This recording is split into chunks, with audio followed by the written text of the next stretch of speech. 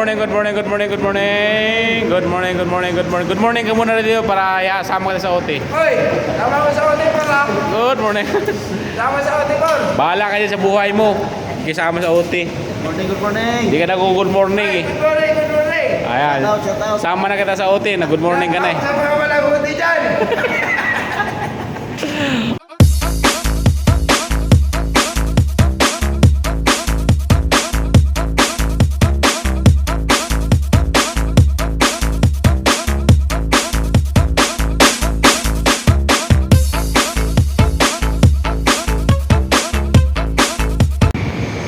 Ito na yung mga kapre, yun yung niligtis natin nung nakaraan na nakita na yung leak. Ayan. Kaya individual testing naman to, kaya baklas-baklas yung mga insulation dyan mga kapre, no? Dahil na matagal na identify yung leak kung saan.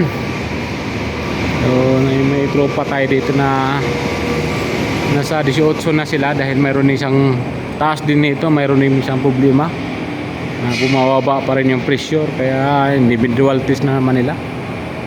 Ayan. Ayan mga pre-yon, isang system to mga pre-yon na ginagawa. Ayan.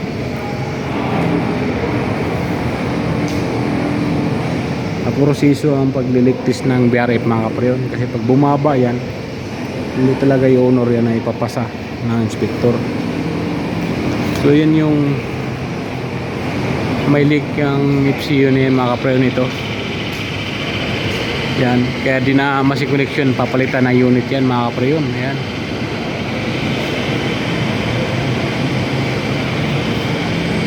So yun yung electric yan mga kapreyon, binabara ng 350 yan. Yan bumaba yan, unit na yan. So hindi mo na sinama sa testing yan kasi papalitan ng unit. Ayan mga kapreyon, dagdag kalaman sa mga BRF installer.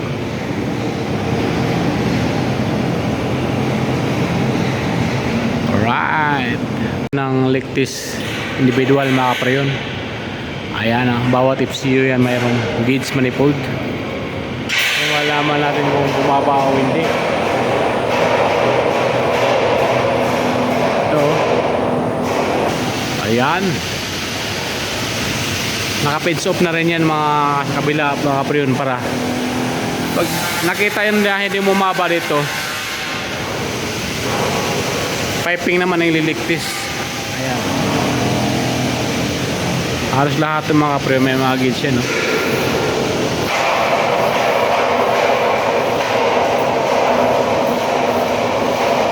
Yan, oh. Yan, ito yung grupo dito na nagtitesting, dalawa lang sila. Ayan. Oh. Ayan na guys, oh. Oh. Ayan na mga kapreyon, no. Kasi pag bumaba talaga yan, may leak.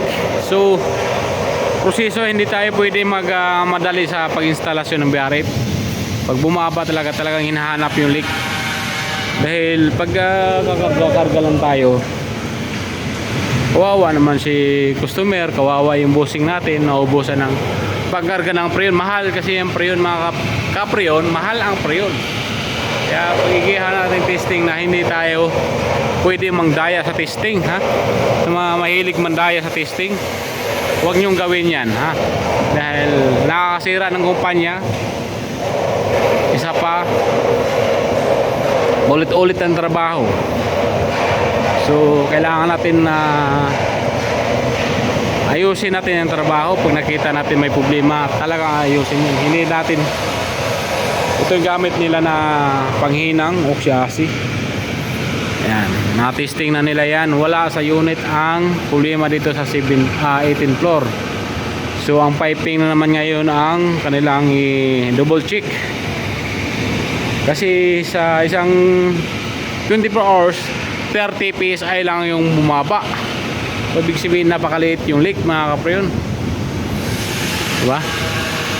So kailangan natin ipapatesting yan sa ating mga kasamahan nandito para maayos na yung leak. Hindi tayo makapag-proceed na final testing pag hindi naayos talaga yung leak. Nang dahil dyan, tumagal yung testing. Hindi naman pwede yan na ipagbahala lang yung trabaho na yan. Gawa ng nakasalalay ang papel dyan. May testing ano yan, form. At ito na, kakargahan na ni Louie Boy.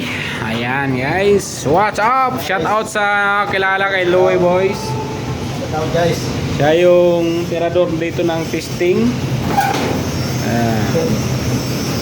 Hindi pwede yung okay na dito sa trabaho na to dahil alam nyo na.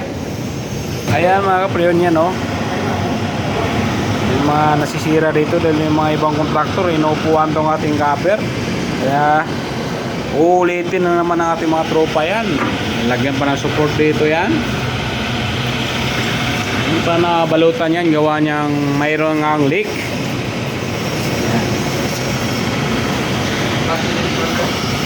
Alright. Đêm nay vô nhà thương, đêm nay vô nhà anh để thương. Giây phút em gặp anh là em biết em si tình.